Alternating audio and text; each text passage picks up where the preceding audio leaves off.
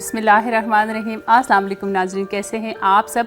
उम्मीद करती हूँ आप सब ठीक ठाक होंगे, खैरियत से होंगे। आज 27 रजब है और आज तो ईद है, ईद मबहस। आज रसूल खुदा सल्लल्लाहु अलैहि वसल्लम बहसत पैगम्बर अकरम सल्लल्लाहु अलैहि वसल्लम की जो है वो बहसत का दिन है। तो उस मुनासबत से अपने तमाम देखने वाले और जो नहीं भी देख रहे उनकी खिदमत में भी हम बहुत बहुत मुबारकबाद पेश करते हैं और अल्लाह ताला से दुआ करते हैं कि हमें आप सल्लल्लाहु अलैहि वसल्लम के नक्श कदम पर चलने की तौफीक।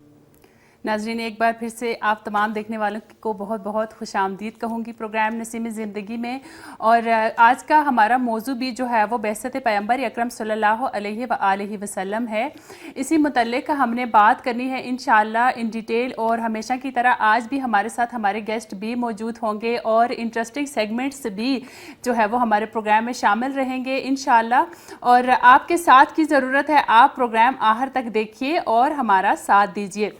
तो सबसे पहले मैं थोड़ा सा बहसत के बारे में बताती चलूँ। इससे पहले कि बहसत पैगम्बर अकरम सल्लल्लाहु अलैहि वसल्लम पर हम बात करें, उससे पहले ख़ुद बहसत क्या है इसके बारे में मैं आपको थोड़ा सा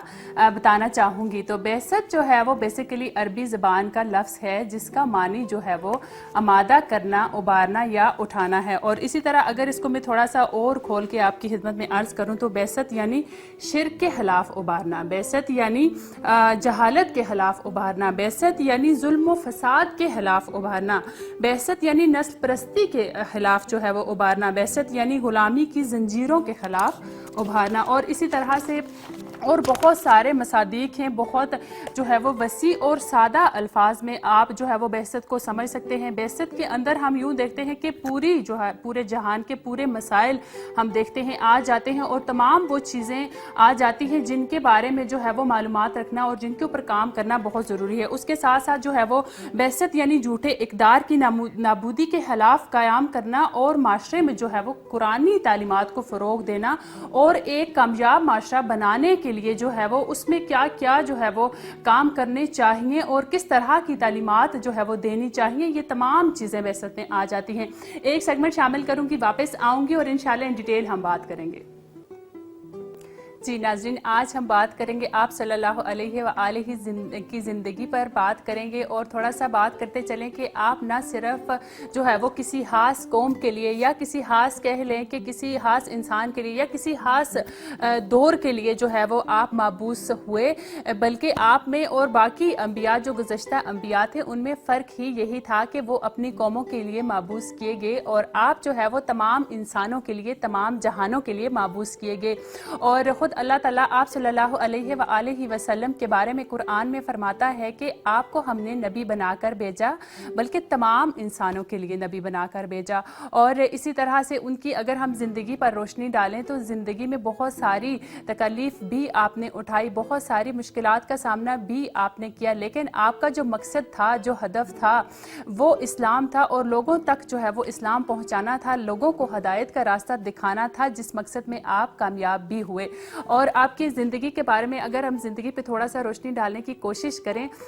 तो आपकी जब विलादत हुई, जब आपने दुनिया में आंख खोली थे तो वालिद का जो साया था आपके सर से उठ चुका था। आपकी विलादत से पहले ही आपके वालिद हज़रत अब्दुल्ला इस दुनिया से जा चुके थे और यही वजह थी कि आप अपने दादा हज़रत अब्दुल मुत्तलिब की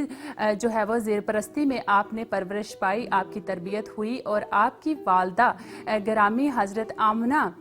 जो थी, आप जब आपकी विलादत हुई तो उसके 7 दिन के बाद आपके दादा ने आपका अकीका किया और आपका नाम जो है वो मोहम्मद रखा। और उसके बाद फिर जो है वो आपकी दाई हलीमा जो है उनके स्पुर्द आपको जो है वो आपके उनके स्पुर्द किया गया और वो आपको कहाँ लेके गई, कितना अरसा आप उनके पास रहे और कब फिर आप वापस अपने दादा और अपनी वालदा के पास तशरीफ़ लाए, इस पर हम थोड़ी सी बात करेंगे। लेकिन उससे पहले एक सेगमेंट शामिल करूँगी प्रोग्राम में।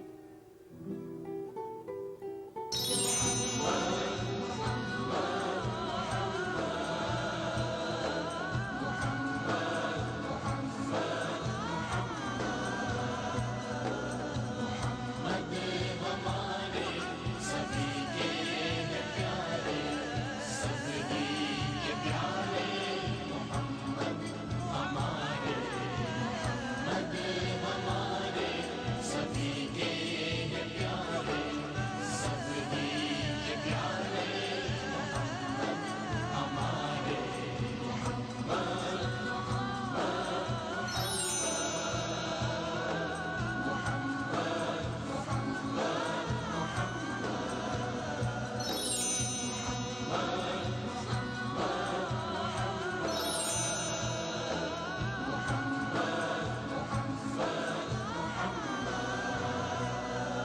جی ناظرین، اگر تھوڑی سی ہم ولادت کے بارے میں بھی بتانا چاہیں تو ولادت جو ہے وہ شیعہ مورخین کے مطابق جو ہے وہ 17 ربیع الاول اور اہل سنت کے مورخین کے مطابق جو ہے وہ آپ کی ولادت 12 ربیع الاول بتائی جاتی ہے۔ اور تھوڑا سا ہم بات کر رہے تھے بچپن کا ٹائم جو تھا، بچپن میں کتنی تکالیف آپ نے دیکھی، اور جب آپ اپنی دایا جو تھی حلیمہ، ان کے حوالے آپ کو کر دیا گیا اور 5 سال تک جو ہے انہوں نے آپ کی تربیت کی، آپ کی پرورش کی، اور مکہ سے آپ کو لے گئیں وہ، اور اس کے بعد جو ہے وہ اس وجہ سے کہ مکہ میں بہت ساری اس ٹائم ان بیماریوں سے بچانے کے لیے، ان تکالیف سے بچانے کے لیے جو مکہ کو بہت ساری مشکلات میں ڈال دیتی تھی، اور اس کے بعد کیا ہوا کہ جب وہ آپ کو لے گئی اور آپ کی 5 سال کی عمر جب ہوئی، اس کے بعد پھر آپ جو ہے وہ اپنے دادا کے پاس واپس بھیج دیے گئے، اور اس کے بعد آپ کی والدہ گرامی بی بی آمنہ جب اپنے شوہر عبداللہ حضرت عبداللہ کی زیارت سے مشرف ہونے کے لیے جب یثرب تشریف لے جاتی ہیں، اور وہاں پر 1 ماہ کا قیام کرنے کے بعد جب وہ واپس آ رہی ہوتی ہیں تو راستے میں ابوا کے مقام پر آپ بہت شدید بیمار ہو جاتی ہیں اور وہیں پر آپ کا انتقال ہو جاتا ہے۔ اور یہ تکلیف جو آپ صلی اللہ علیہ وآلہ وسلم کے لیے یہ تکلیف جو تھی، اس نے آپ کے مصائب میں دگنا اضافہ کر دیا، کیونکہ آپ کے والد گرامی تو پہلے ہی اس دنیا سے کوچ کر چکے تھے، جا چکے تھے، اور اب والدہ کا سایہ بھی آپ کے سر سے اٹھ گیا تھا، اور اس کے بعد یوں ہوتا ہے کہ آپ اپنے دادا سے حضرت عبد المطلب سے بہت زیادہ اٹیچ ہو جاتے ہیں، اور اس ٹائم جو ہے وہ آپ کی سن مبارک جو تھی وہ 6 سال ہو چکی ہوتی ہے جب آپ کی والدہ گرامی کا انتقال ہوتا ہے۔ ہم ایک ڈاکومنٹری شامل کرتے ہیں، اس کے بعد واپس آتے ہیں اور انشاءاللہ پھر ان ڈیٹیل بات کرتے ہیں۔ ناظرین، آج جو مہمان ہمارے ساتھ موجود ہیں کسی تعارف کے محتاج نہیں ہیں، چاہے وہ مذہبی فیلڈ ہو یا سماجی فیلڈ ہو، ہر فیلڈ میں ہی وہ اپنا ایک خاص نام اور مقام رکھتے ہیں۔ پروفیسر ڈاکٹر ندیم عباس صاحب نمل یونیورسٹی اسلام آباد سے ہمارے ساتھ موجود ہیں۔ ہم ان کو پروگرام نسیم زندگی میں ویلکم کرتے ہیں اور ان کا شکریہ بھی ادا کرتے ہیں۔ السلام علیکم سر۔ وعلیکم السلام ورحمۃ اللہ وبرکاتہ، بہت شکریہ سر، پروگرام نسیم زندگی میں آپ کو ویلکم کرتے ہیں، اور اس کے ساتھ آپ کا بہت بہت شکریہ کہ آپ نے اپنی قیمتی اوقات میں سے ہمارے پروگرام کے لیے ٹائم نکالا۔ سر، آج کا جو ہمارا موضوع ہے، ہم بعثت پیغمبر اکرم صلی اللہ علیہ وآلہ وسلم پر بات کر رہے ہیں، تو اسی متعلق میں آپ سے پوچھنا چاہوں گی کہ اصل میں بعثت سے کیا مراد ہے، اور آپ صلی اللہ علیہ وآلہ وسلم کہ اگر ہم بعثت کی بات کریں تو کب آپ مبعوث ہوئے اور کس عمر میں مبعوث ہوئے، کس ایج میں، تو اس پہ آپ تھوڑی سی روشنی ڈالیں۔ بسم اللہ الرحمن الرحیم۔ سب سے پہلے تو آپ کا بہت شکریہ کہ آپ نے نبی مکرم خاتم الانبیاء حضرت محمد مصطفیٰ صلی اللہ علیہ وآلہ وسلم کے یوم بعثت کی مناسبت سے گفتگو کا موقع دیا۔ دیکھیے، یہ وہ عظیم دن ہے کہ جس دن نبی اکرم صلی اللہ علیہ وآلہ وسلم پر وحی نازل ہوئی اور جی آپ مبعوث رسالت ہوئے۔ یہ مسلمانوں کے لیے، اور اگر ہم آئمہ کی سیرت دیکھیں، مسلمانوں کی سیرت دیکھیں، تو یہ خوشی اور جشن کا دن ہے کہ اس دن بالکل اللہ تعالیٰ نے ختم الانبیاء صلی اللہ علیہ وآلہ وسلم کی صورت میں ہمیں وہ نبی عطا کیے کہ جو تمام انبیاء کے سردار ہیں، اور انہوں نے اس وقت کی سوسائٹی، معاشرے کی اگر بات کی جائے تو اس میں اس کی ہر فیلڈ میں انقلاب برپا کر دیا۔ تو یہ بنیادی طور پر آپ صلی اللہ علیہ وآلہ وسلم کے مبعوث رسالت ہونے کا دن ہے۔ اس دن اللہ تعالیٰ نے آپ کو جو ہے وہ آپ پر سلسلہ وحی کا جو سلسلہ ہے اس کو شروع کیا حضرت جبرائیل علیہ الصلوۃ والسلام کے ذریعے۔ اور اگر میں اس کو بات کروں کہ جو بعثت انبیاء ہے، یہ حضرت آدم علیہ الصلوۃ والسلام سے اللہ تعالیٰ نے ایک سلسلہ شروع کیا کہ انسانوں کی ہدایت کے لیے یکے بعد دیگرے، جو مشہور روایت ہے کہ 1,24,000 جو انبیاء ہیں وہ مبعوث کیے، اور سب سے اعلیٰ شان والے سب سے زیادہ فضیلت والے نبی اکرم صلی اللہ علیہ وآلہ وسلم ہیں۔ بالکل اگر مقاصد بعثت پر بات کریں تو 3 بڑے ہم اس کو پورشنز میں، حصوں میں تقسیم کر سکتے ہیں۔ پہلا حصہ جو ہے وہ نبی مکرم صلی اللہ علیہ وآلہ وسلم کی جو بعثت کا ہے، بلکہ تمام انبیاء کی بعثت کا ہے،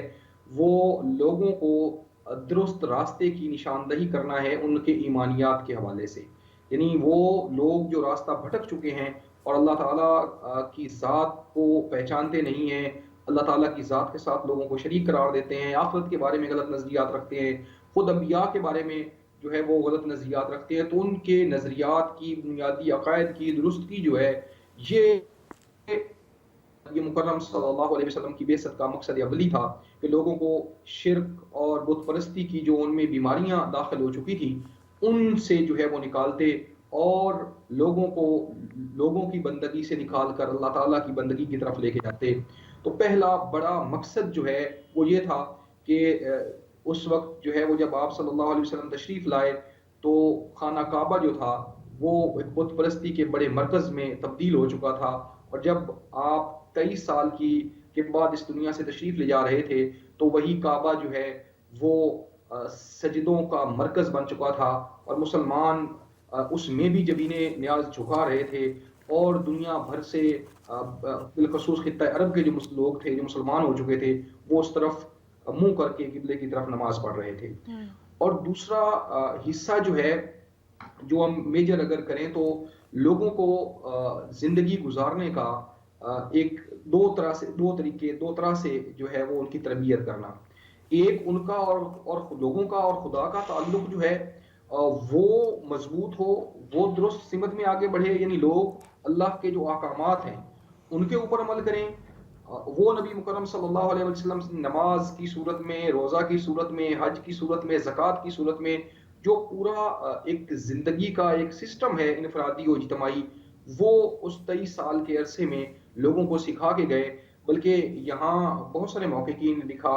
کہ آپ صلی اللہ علیہ وآلہ وسلم نے لوگوں کی زندگی میں وہ انقلاب برپا کیا کہ وہ اقدار کا انقلاب، یعنی اس 23 سال سے پہلے جو اقدار کا ایک سسٹم دنیا میں رائج تھا، اور ان جو 23 سال کی مدت جو آپ صلی اللہ علیہ وآلہ وسلم نے جو ہے وہ گزاری تبلیغ دین میں، اشاعت دین میں، نشر و اشاعت دین میں، اس میں وہ پورے کا پورا سسٹم اور پورے کا پورا نظام جو ہے اقدار کا اس کو تبدیل کر دیا. مثلا پہلے اس معاشرے میں بیٹی کی پیدائش کو بدشگونی لیا جاتا تھا. خاتم الانبیاء صلی اللہ علیہ وآلہ وسلم نے جو اقدار قائم کی اس میں بیٹی کو عظمت کی، عزت کی اور رحمت کی صورت قرار دیا. اسی طرح آپ صلی اللہ علیہ وآلہ وسلم سے پہلے جو ہے وہ معاشرے میں ظلم تھا، جہالت تھی، جتنی یہ نیگیٹو اقدار ہیں وہ تھیں، لیکن آپ صلی اللہ علیہ وسلم تشریف آپ نے اسی معاشرے کو عدل سے، انصاف سے بھر دیا. آپ سے پہلے ظاہری جہالت تھی، لوگ کہتے ہیں چند افراد تھے پورے خطہ عرب میں جو پڑھنا لکھنا جانتے تھے، لیکن آپ صلی اللہ علیہ وآلہ وسلم نے وہ تعلیمی انقلاب برپا کیا سرزمین عرب میں کہ آپ صلی اللہ علیہ وسلم نے 23 سال کے اندر جب آپ دنیا سے تشریف لے کے گئے تو بہت بڑی تعداد میں لوگ جو ہے وہ تعلیم یافتہ ہو چکے تھے. تو یہ وہ بنیادی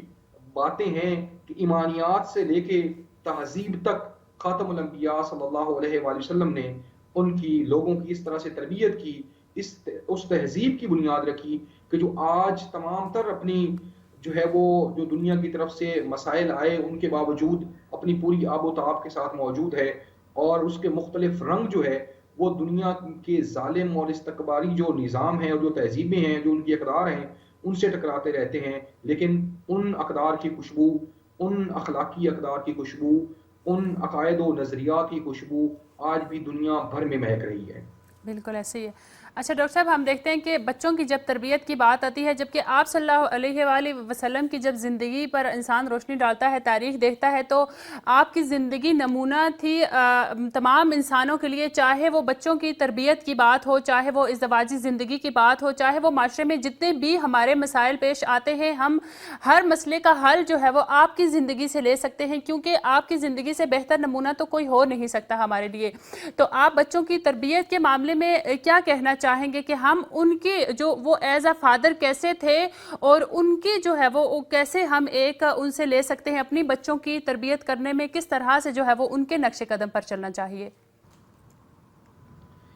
دیکھیے بہت اچھا سوال کیا آپ نے کہ ایک تربیت کا جو نظام ہے جو نبی مکرم صلی اللہ علیہ وآلہ وسلم نے مقرر فرمایا وہ یہی ہے کہ سب سے پہلا جو نقطہ جو بچوں کی تربیت کے لیے ہے وہ یہی ہے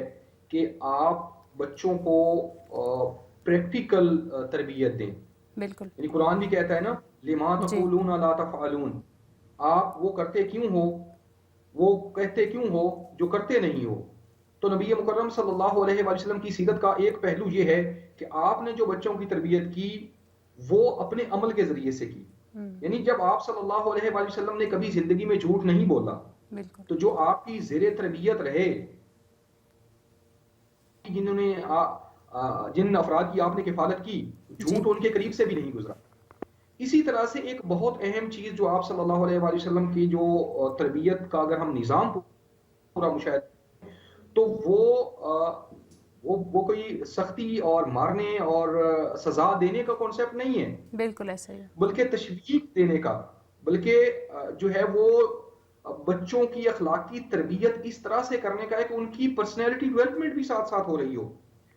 اور دیکھیے محبت وہ پہلو ہے کہ جو بچے کی تربیت میں مین ایلیمنٹ کی حیثیت رکھتا ہے۔ ایک میں واقعہ پڑھ رہا تھا کہ ایک عرب آیا، بدو آیا، اور آپ صلی اللہ علیہ وآلہ وسلم نے اپنے نواسوں سے جو ہے وہ اس کے سامنے اظہار محبت کیا، پیار کیا۔ تو وہ جو بدو تھا اس نے کہا کہ یا رسول اللہ میرے تو اپنے 7 بیٹے ہیں یا 10 بیٹے ہیں اور آج تک میں نے کسی کا بھی ماتھا نہیں چوما۔ تو آپ صلی اللہ علیہ وسلم بہت جو ہے وہ ناراض ہوئے، کہا کہ اگر اللہ نے تیرے دل سے محبت کو چھین لیا ہے تو میرے دل میں تو اللہ نے محبت کو رکھا ہے۔ کیا تو بات میرا یہ خیال ہے کہ ہمیں اپنے بچوں کی تربیت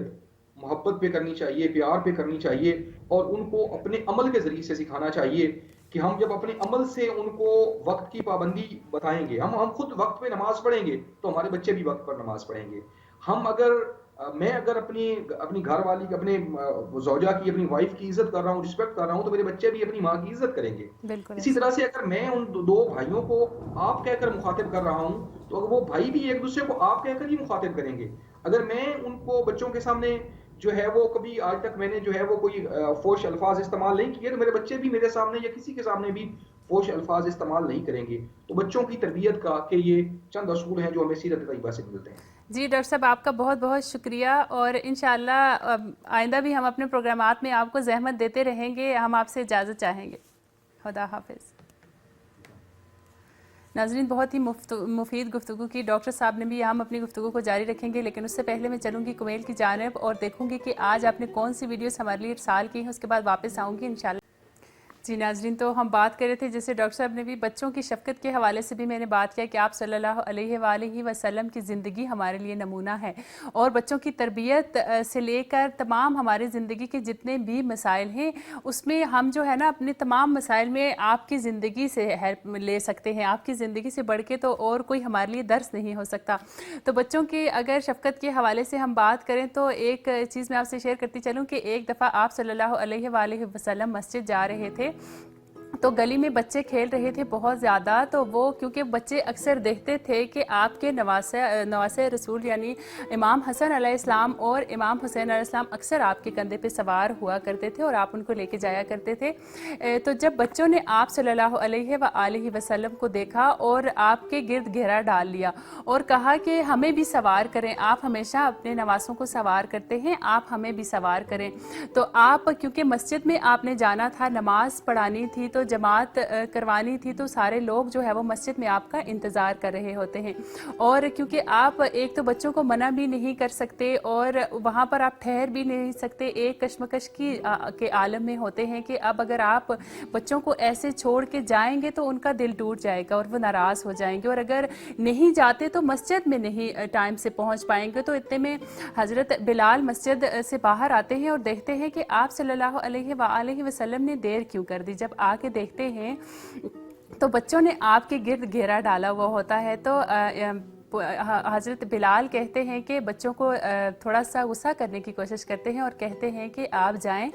لیکن آپ صلی اللہ علیہ وآلہ وسلم منع کر دیتے ہیں اور کہتے ہیں نہیں، بچوں کا دل نہیں توڑنا، بچوں کو جو ہے وہ ڈانٹنا نہیں ہے، بلکہ ان کو اپنے گھر بھیجتے ہیں، جاؤ کھجور اور اخروٹ لے کر آؤ۔ پھر جب حضرت بلال ان کے آپ صلی اللہ علیہ وسلم کے گھر تشریف لے جاتے ہیں، وہاں سے اخروٹ اور کچھ اس طرح کے ڈرائی فروٹس میوے لے کے آتے ہیں، بچوں کو دیتے ہیں، بچے خشک خوش ہو جاتے ہیں اور آپ پھر مسجد تشریف لے جاتے ہیں، لیکن آپ کسی بھی صورت بچوں کا دل نہیں توڑتے۔ آپ کی شفقت کی اس طرح اتنی داستانیں بھری پڑی ہیں کہ یہ ہمارا ٹائم کے صدیاں بھی لگ جائیں، لیکن ہم آپ کی جو ہے نا، آپ کی تعریف میں آپ کی شان بیان کرنا ہماری اوقات نہیں ہے۔ ایک سیگمنٹ شامل کروں گی، واپس آؤں گی اور پھر انشاءاللہ ہم بات کریں گے۔ جی ناظرین، تو ہم بات کر رہے تھے، اب تھوڑا سا آپ کی ازدواجی زندگی پر ہم روشنی ڈالنے کی کوشش کریں گے، اور جیسے مشکلات کے بارے میں بتایا آپ نے، کیونکہ کوئی بھی گھر ایسا نہیں ہوگا جہاں پر جو ہے وہ کچھ نہ کچھ مسائل نہیں ہوتے، اور کرتا ہے اور تب انسان کو لگ رہا ہوتا ہے جو چیز اس کے ساتھ ہو رہی ہوتی ہے اس کو لگتا ہے کہ یہ جیسے میرے بارے میں ہی بات کی جا رہی ہو، اور ہماری کوشش بھی یہی ہوتی ہے کہ ایسے ٹاپکس کو ہم لے کے آئیں، ایسے ٹاپکس پہ جو ہے وہ ہم ڈسکس کریں کہ جن کا کوئی نہ کوئی آپ کو فائدہ آپ کی زندگی میں ضرور ہو، ان کے راہ حل بھی آپ کو بتائیں، اور انشاءاللہ ہمیشہ ہماری کوشش یہی رہتی ہے، اور انشاءاللہ آگے بھی ہم کوشش کرتے رہیں گے، اور جب انسان کوشش کرتا ہے تو اللہ تعالیٰ بھی اس کی مدد کرتا ہے، اور انشاءاللہ ہم بھی اپنے مقصد میں ضرور کامیاب ہوں گے اور ہوتے ہیں، اس امید کے ساتھ ہم ہمیشہ آتے ہیں۔ تو آپ صلی اللہ علیہ وآلہ وسلم کی اگر ہم ازدواجی زندگی کی بات کریں تو آپ ایک مہربان اور محبت کرنے والے شوہر ہونے کے ساتھ ساتھ ایک بہت ہی مہربان اور محبت کرنے والے والد بھی تھے، اور آپ کی زندگی ہمارے لیے،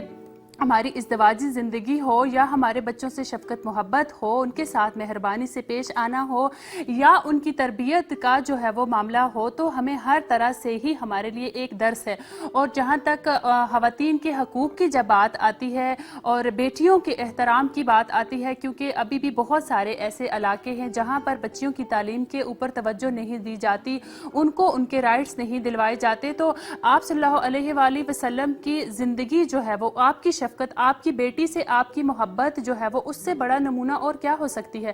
آپ اتنا زیادہ حضرت فاطمہ سلام اللہ علیہا کی عزت کرتے تھے اور ان سے جو ہے وہ محبت کرتے تھے، اتنی محبت کرتے تھے کہ جب آپ کہیں جاتے تھے سفر پر تو جاتے ہوئے سب سے آخر میں حضرت فاطمہ سلام اللہ علیہا کو ملتے تھے، اور جب واپس آتے تھے تو سب سے پہلے ملتے تھے، یعنی اتنے سے بھی جو آپ کے پاس ٹائم ہوتا تھا وہ اپنی بیٹی کو آپ دینا چاہتے تھے۔ اور اس کے بعد جب آپ تشریف لاتی تھی تو آپ صلی اللہ علیہ وآلہ وسلم اپنی جگہ سے کھڑے ہو جاتے تھے،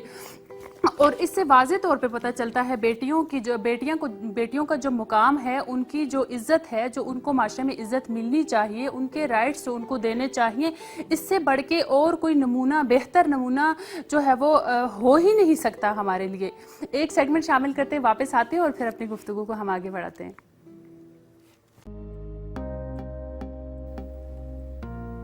ناظرین، لاسٹ سیگمنٹ پہ تھوڑا سا میں بات کرتی چلوں کہ ضعیف لوگ جو ہوتے ہیں، بوڑھے لوگ جو ہوتے ہیں، ان کا خیال رکھنا، ان کا جو ہے وہ ان کو عزت دینا، ان کا مقام دینا، یہ کتنا ضروری ہے، اور یہ بھی عملی طور پہ آپ صلی اللہ علیہ وآلہ وسلم نے کر کے دکھایا۔ اور جب ہم بوڑھے لوگوں کی بات کرتے ہیں تو ایک زندگی کا ایک ایسا سٹیج آتا ہے جو ان کی توانائیاں جو ہوتی ہیں وہ کم ہو جاتی ہیں، اور وہ بہت زیادہ کمزور ہو جاتے ہیں، جسمانی طور پہ ہم دیکھیں یا ذہنی طور پہ ہم دیکھیں تو ہر لحاظ سے وہ ایک چھوٹے بچے کی مانند ہو جاتے ہیں۔ اور اس ٹائم پہ ایک وہ کندھا جو دوسروں کو سہارا دیتا تھا، وہ جو دوسرے جو اس پہ ڈیپینڈ کرتے تھے، لیکن ایک ٹائم ایسا آ جاتا ہے کہ جب اسے کسی کے کندھے کی ضرورت ہوتی ہے، جب وہ کسی پہ ڈیپینڈ کرتا ہے، جب اسے کسی کے احساس کی ضرورت ہوتی ہے، کسی کی محبت کی ضرورت ہوتی ہے، تو اس ٹائم جو ہے وہ جو ان کا خیال رکھنا، ان سے محبت سے پیش آنا، یہ ہر انسان کا جو ہے، ہر جوان کا کہوں گی کہ ہر انسان کا فرض ہے، اور یہ کام کرنا بھی چاہیے، چاہے وہ اپنے والدین ہوں، اپنے والدین سے ہٹ کے ہماری سوسائٹی میں کوئی بھی جو ہے بوڑھے افراد ہیں یا ضعیف افراد ہیں، ہمیں ان کا خیال رکھنا چاہیے۔ اور جو ہے وہ اس بارے میں بھی آپ صلی اللہ علیہ وسلم نے خود فرمایا کہ جو جوان کسی بوڑھے کا جو ہے وہ اس کی ضعیف پن، اس کی کمزوری دیکھ کر جو ہے وہ اس کا دیکھ کے اس کی عزت کرتا ہے، اس کا احترام کرتا ہے، تو اللہ تعالیٰ ایک جوان اس کے لیے مقرر کر دیتا ہے جو بڑھاپے میں اس کا خیال رکھے گا، اس کی عزت کرے گا، اس کا جو ہے وہ احترام کرے گا۔ انشاءاللہ اگلے ہفتے پھر آپ سے ملاقات ہوگی ایک نئے اور خوبصورت موضوع کے ساتھ، تب تک کے لیے مجھے دیجیے اجازت، خدا حافظ۔